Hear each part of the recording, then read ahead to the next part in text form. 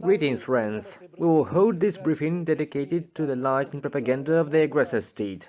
Let's start with the fact that, unfortunately, we are once again forced to refute the statements of Vladimir Putin, who, during his visit to the city of Ulan-Ude, where the aircraft factory was located, allowed himself a number of statements that are completely contrary to the historical truth and are intended to justify Russian aggression against Ukraine. In particular, Putin stated that, as they say, Russia, in its relations with Ukraine, relied on those who considered themselves part of the bigger Russian world. But since 2014, they began to exterminate them.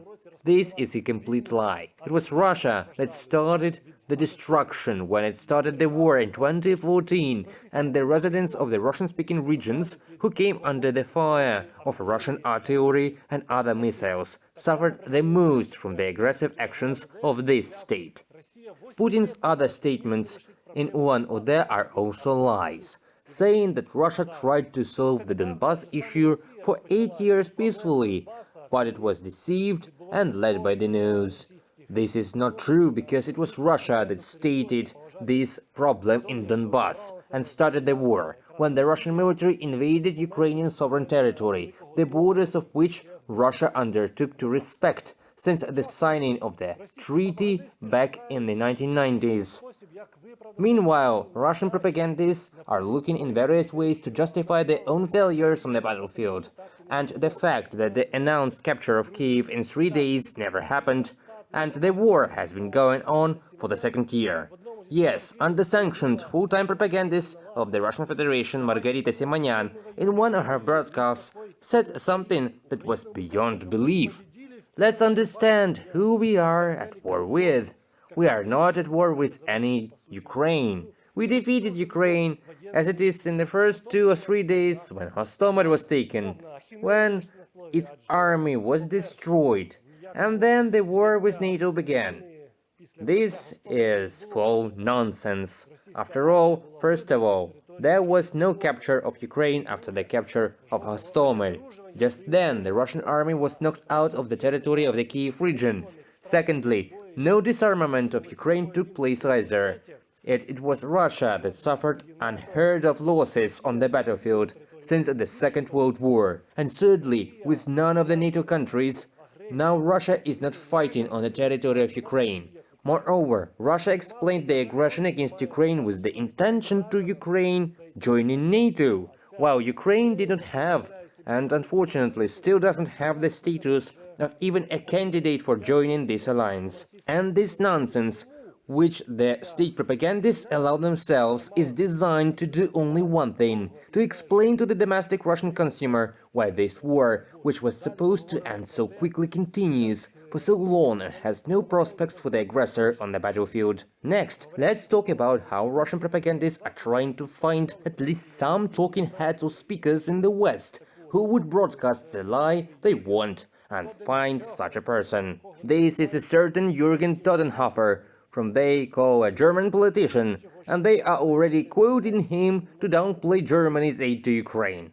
The Telegram channel Putin on Telegram quotes: "No country in the world receives as many gifts from Germany as Ukraine. I don't like constant insults from the Ukrainian leadership.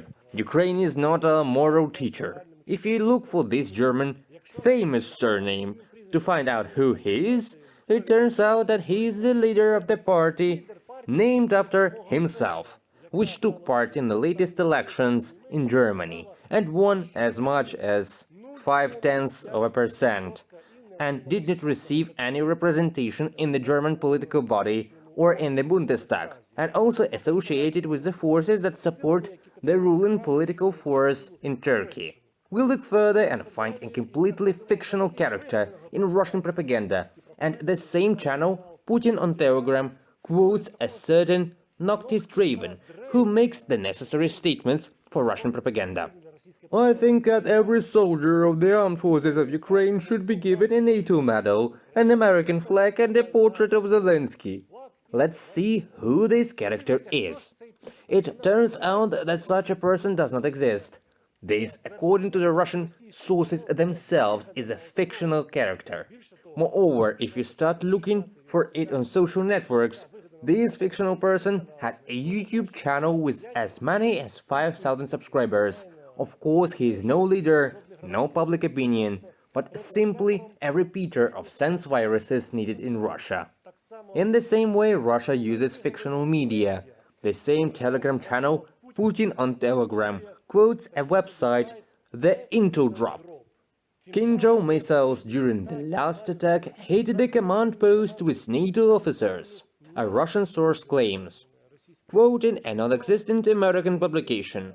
That is, a completely fictional website was used to legalize the desired species. It was draws attention to how the aggressor state manipulates the quote of the UK representative at the UN. They give only a part of his words, that they say Britain is not Russophobe, but they cut off the quote exactly at the moment when the representative of the United Kingdom to the UN calls for the creation of such conditions in Russia, such a power that will not carry out any invasions and annexations of the territories of their neighbors. That is, they simply threw out the unnecessary part of his quote, although the original source said exactly that.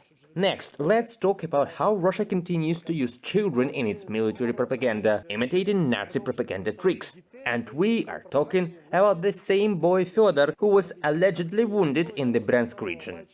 The Russian state agency RIA Novosti devoted an entire message to this guy, that it turns out that he was now being discharged from hospital and the governor bought a house for his family with personal funds. Let me remind you that Russia regularly uses children in its propaganda. Remember the boy Alyosha, who seemed to run to meet the occupiers' tanks with flowers, and before that they used a grandmother with a red flag of the Soviet Union. As soon as she made pro-Ukrainian statements, they immediately forgot about her existence. They will also forget this boy Fyodor, if it turns out that Russian propaganda doesn't refer to those it was counting on. And finally, who exactly are they counting on? The so-called Z extrasensories. Therefore, the Russian opposition media reports the emergence of a new genre of propaganda for TV viewers who are tired of talk shows and want to switch to entertainment content. In Russia, a new format of that extrasensories and extensive numerology appeared. Astrologers and physics, posing as ex-military, make predictions in favor of Putin and the Russian army on the territory of Ukraine. Well, if it has already reached such a crisis of genre, then I have once again received confirmation of the thesis that the Russian propagandists are in a bad situation, and that extrasensories will not help them. For the same Russian audience that doesn't trust that extrasensories, I can advise you to watch the true news on the air of the Freedom TV channel and UATV English, which tells the truth, what is really happening in Russia itself, as well as how the Russian army is actually being defeated on the battlefield in Ukraine, and not what the propaganda of the aggressor state produces for Russian domestic consumption. Traditionally, I also encourage you to watch Ukrainian telesons and trust the Ukrainian military and political leadership. Goodbye.